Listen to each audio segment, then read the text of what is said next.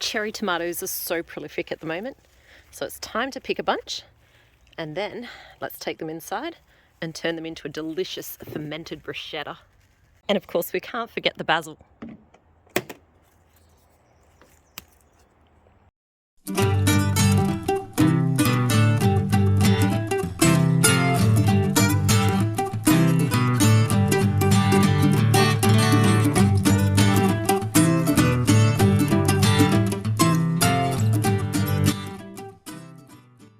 G'day there, it's Rachel here from Bush Edge Homesteading Australia, and today I'm going to show you how to make one of our absolute favourite ferments in our family.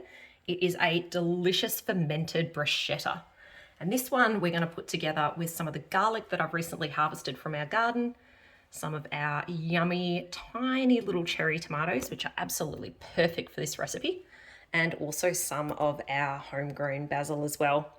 And that'll all be fermented up with a bit of a salty brine that I'll show you how to put together. Now with this one here, I'm going to assume that you've got a little bit of a knowledge of fermentation already, so I'm not going to keep this one super basic. I'll give a few tips along the way, but if you are an absolute beginner to fermentation, you might want to have a look at my fermented snow peas video, and that will go through a lot of the super duper basics of how to go about fermentation and a little bit about how those lacto ferments actually work as well. But today, as I said, we're going to assume a bit of knowledge. So what I've already done is I've cleaned up my jars. I like to sanitize them. Not everybody does, but for me, I have already done that with these ones here, which I do with a steam sterilizer. And the first step I need to do is really just starting to clean up the produce. So I've already washed these tomatoes and I've washed the basil, and I'll also need to peel these garlics as well so that they are ready to go into the jars.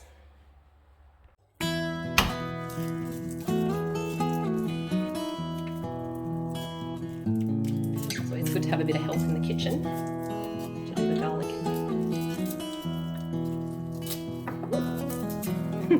That's one of my woos. That was pretty funny.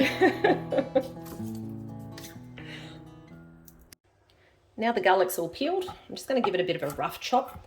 I don't want too smaller bits though, and that's because when I pop everything in our jar to ferment, I don't want little bits that can go to the surface, because they will often be the bits that will cause moulding in your ferments. So nice big chunks like we've got there will be good.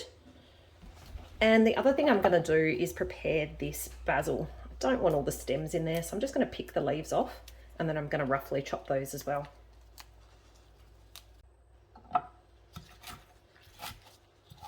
Again, we're not chopping those too fine because we don't want little bits that are going to float to the top when we're fermenting. A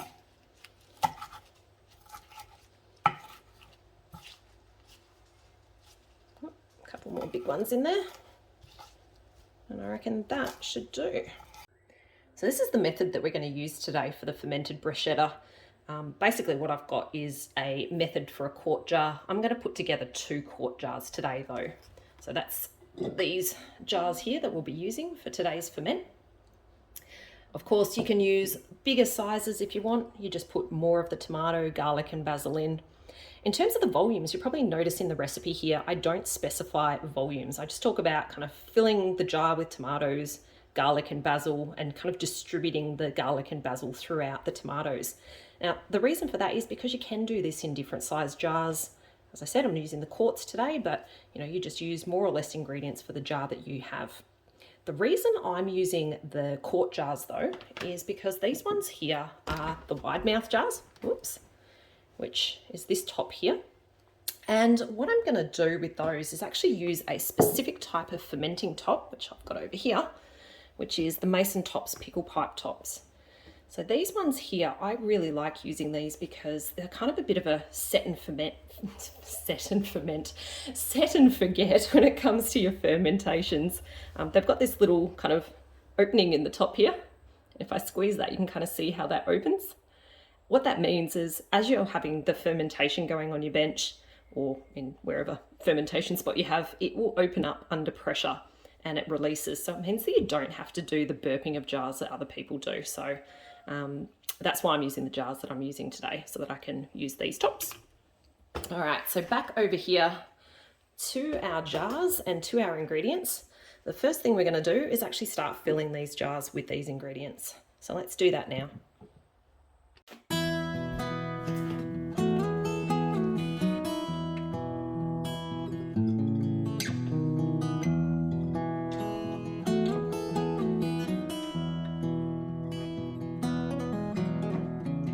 So what I try and do is get some of the tomatoes in, and a bit of basil, a bit of garlic,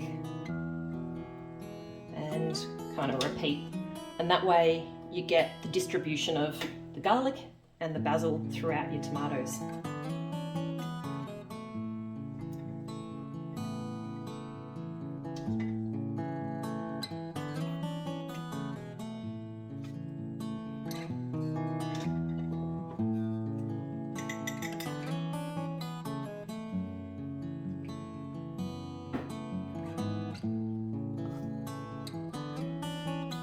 That should be enough for this one. And then what we'll do is fill our second jar.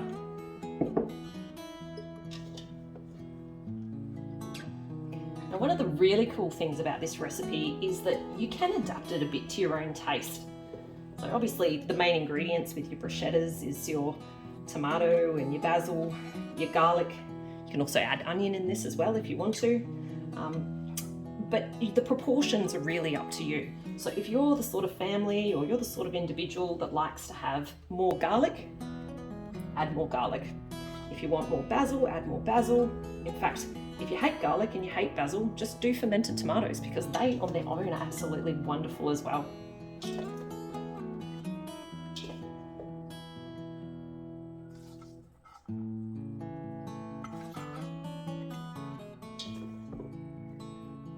We might have a pretty good amount of tomatoes here for this.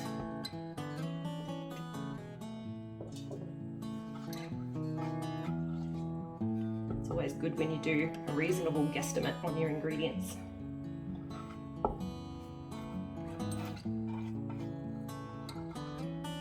One thing I am going to do is just make sure all the basil and all the garlic ends up in there, because that is all flavour that our family loves.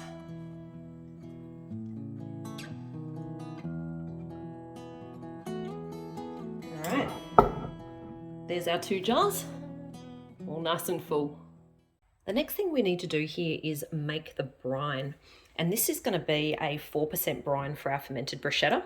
And making up a brine is essentially just adding salt to water with a particular ratio. In this case, the 4% means I need to add about 40 grams of salt to about a litre of water.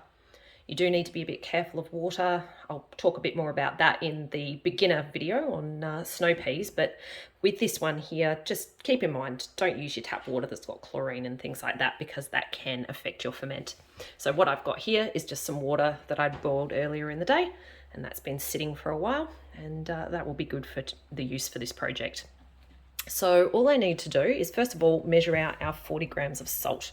So what I've got here is a scale, and a scale is kind of handy for this. And I'm just going to pour in some of my salt until I get up to 40 grams. The salts are also kind of important. Again, if you want more info on that, look at the beginner video. But this one here, I'm just using a bit of rock salt. It's got no additives or anything like that in it. You want to try and avoid fillers, iodized salt and things like that. Alright, getting closer to 40. Good enough. There we go. So now I'll add in my water.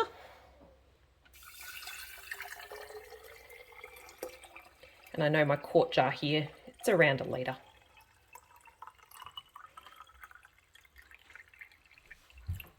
And then I'll just give that a bit of a stir and make sure I dissolve all of that salt sitting on the bottom. There's our brine ready, which means I can now pop that in with our tomatoes. So all we're going to do is just fill each of these jars with some of the brine till we get towards the top. And then I'm going to use a glass weight in each one of these. And the glass weight just goes in the top. And the idea is that that holds down all of that tomato, the little bits of garlic that we had in there, and also all that basil. It'll keep it all underneath the surface so that it doesn't come up above the surface of the brine and then mould. So you can kind of see that I need to push that down a little bit. I've got a couple of little floaters that have come to the surface, so I am actually going to pull those little bits out. There's another one in this one. And then I'm just going to top up the brine so it comes right up to the top.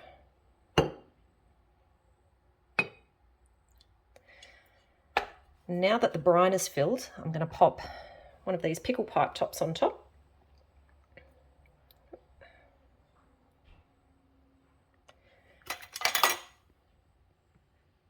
There we go.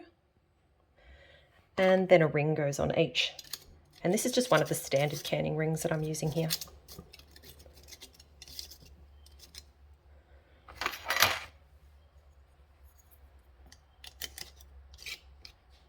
As you can see, these ones have been well and truly used, but they still do the job.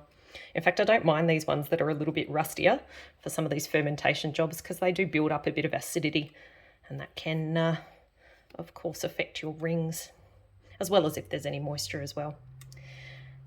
All right, so I'm going to have to try and get this one on and put down the camera when I do so because it's a bit difficult to do with the one hand. Oh no, there we go. So there's all our tomatoes, garlic and basil jarred up and ready to sit on the bench fermenting over what I'm expecting is probably going to be the next 5 days. Of course, with your fermentation projects, if it's warmer weather, they will go quicker. If it's cooler, they go a bit slower. On average, this is about a 5-day ferment. Being a tomato-based one, it is one of the quicker ones. But yeah, it can take up to 7 if it's a bit cooler. And sometimes, even 3-4 days can be enough. And your taste comes into this as well. The longer you leave it, the more sour it's going to be. So I'll check in with you each day and I'll show you what to expect on each day of the ferment and what it looks like when it's done. Alrighty, it's day 1 of the ferment. There's a bit going on in the kitchen at the moment because it's our big harvest and preserving weekend at the moment. But let's have a look at our tomatoes and see if there's been any change. Usually at this stage it looks pretty similar to what it does on that first day when you put it in. And yeah, it's still looking nice and clear with the brine. Not really seeing any bubbling or anything like that thus far. Maybe a couple of little bubbles stuck in there, but not a lot of activity yet, and that's pretty normal for day 1. All right, catch you tomorrow. So here's our fermented bruschetta check on day 2. Again, not looking too different to what we saw yesterday. Still looking nice and clear. Not really much in the way of bubbles or anything going on yet. So let's just wait till tomorrow and then we'll come back and have another look. Day 3, and let's have a bit of a look and see if we've got any bubbling activity in here yet. Oh, there we go. I'm not sure if you saw as I was kind of moving that. We're getting some bubbles starting to rise to the surface, so that means we do have a bit of activity going on in these now. Let's check the second one.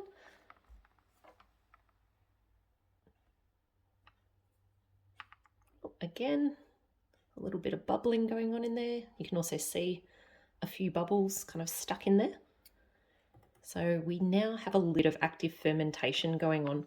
It's day 4, so let's have a bit of a look at what it's looking like now.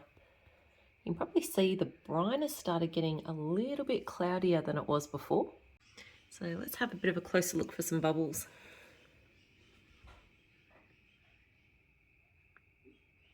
So not as much activity today as there was yesterday. It has been a lot colder. It's now day 5 and I expect that our tomatoes are well and truly going to be ready now. With this one, I can see today that there's a little bit of sediment that's kind of floating around in the brine, which is not a problem if you see that happen. There's not a lot of active bubbling going on anymore. It has been quite cool. So as you saw yesterday, there was also not a lot of activity today, but there was quite a bit of activity around that day 3. And that was that warmer day of the week that we had. And with tomato ferments, when it's warmer, they can be super active and ferment super quick, and they can be ready around day 3. So I'm expecting that even though we're not seeing a lot of bubbling today, that this is well and truly going to be ready to eat today. So let's open it up. Actually, I'm going to bring you in a little closer as I open this so you can have a bit of a look at what it looks like. Opening the lids is always fun, single-handed. There we go. And let's take off our lid. And that's what you want to see. You can see there's a bit of bubble and things like that, but there's no sign of any mold or anything on my lid here. And again, no sign of any mold on the top of our tomatoes or brine here. And that's because we've successfully kept everything underneath that level of the brine with our weight. So let's grab that weight out.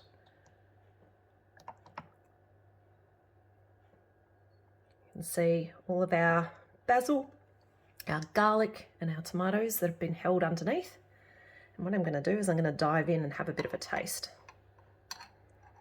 Let's see if I can get one of these tomatoes on my fork. There we go. How good does that look? Time for a taste. Oh, yum. One of the things I absolutely love about the taste of these fermented tomatoes is that when they ferment, they kind of get this kind of like zinginess to them. It's almost like a bubbly sort of texture, as well as the sourness from that fermentation as well. And when you do your tomatoes with the garlic and with the basil, just this is a beautiful, beautiful fermented kind of bruschetta flavor. All right, instead of sitting here and munching on them straight out of the jar, which is very, very tempting, what I'm going to do now is show you how we like to eat this fermented bruschetta. And there's a bit of a fresh way and a toasted way that is delish. The first way we like to eat this bruschetta is just on some nice, crunchy, fresh bread. And if you're the sort of person that makes sourdough, that's going to be absolutely amazing for this. I don't have any sourdough today, so I'm going to be using this one here. But yeah, I must say I'm a bit inspired to have a go at making some sourdough lately after seeing people like Kat from 5 Acre Farm making some beautiful, beautiful looking sourdough breads. But I'm cheating today and I've got some just from the bakery that hubby's brought home. So in order to eat this, all we do is just kind of have the bread fresh as we see here. And I just load it up with some of this yummy tomato straight on top. And as you do that, you want to get some little bits of the garlic as well, little bits of the basil, and just kind of pop that all on your piece of bread. And that there, as it is, nice and simple, is an absolutely delicious lunch. But if you want to take it up another level, you can toast it and turn it into a bruschetta toasty with a little bit of parmesan on top, and that is really, really yum. Let me show you how I put that one together. So with this one, once again, I'm going to use my crusty bread, but instead of putting our tomatoes on it fresh, I'm going to pop that in my air fryer. In fact, probably better to have the big side facing up. And I'm just going to toast that in the air fryer. What was I thinking? Let's get a few of these going. Because when you eat some of these fermented bruschetta toasties, you definitely want more than one. That's starting to look gorgeously toasty in there. So time to pull these out.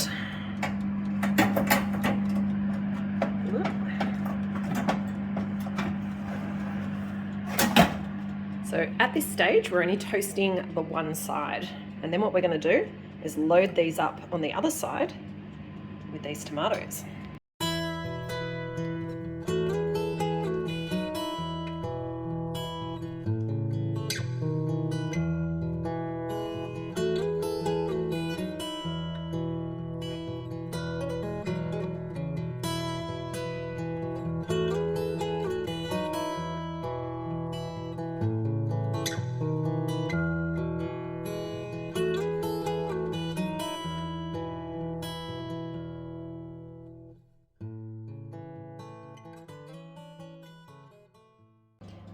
So with these ones, there is a couple of things I like to do a little bit different to what we did with the fresh. With the fresh, you probably saw I kept them as the whole tomatoes and they kind of burst as you bite into them.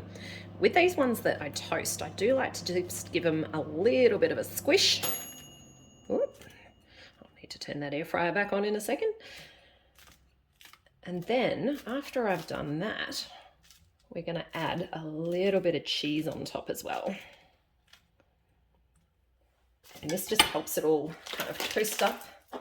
And who doesn't love a little bit of Parmesan cheese on top of any foods? And that really is a lovely, lovely hit that kind of tops off your fermented bruschetta toasties. So just add enough cheese to your taste. Make sure you spread it around a little bit as well.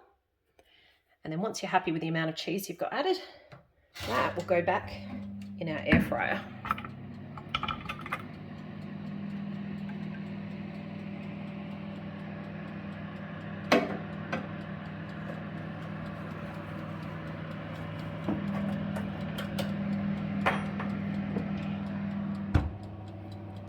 Just keep an eye on that until they get nice and golden on top.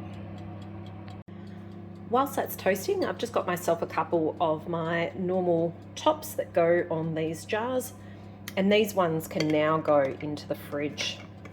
And what that'll do is it'll slow down that fermentation. All right, let's have a look at how these are going.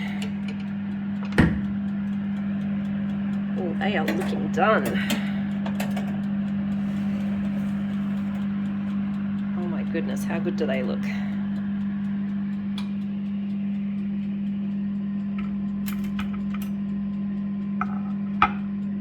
Let's turn off this air fryer and have a closer look. Those tomatoes have got a beautiful brown to them now, and all of that Parmesan has melted a bit, and the bread itself is toasted to perfection. So I am really looking forward to having this for lunch. Here's our two options on the plate: our fresh fermented bruschetta and our fermented bruschetta toasty. It's hard to choose between the two of these because they're both pretty good, and not a bad spot to sit in to have a bit of lunch too. Thanks for joining, and catch you later.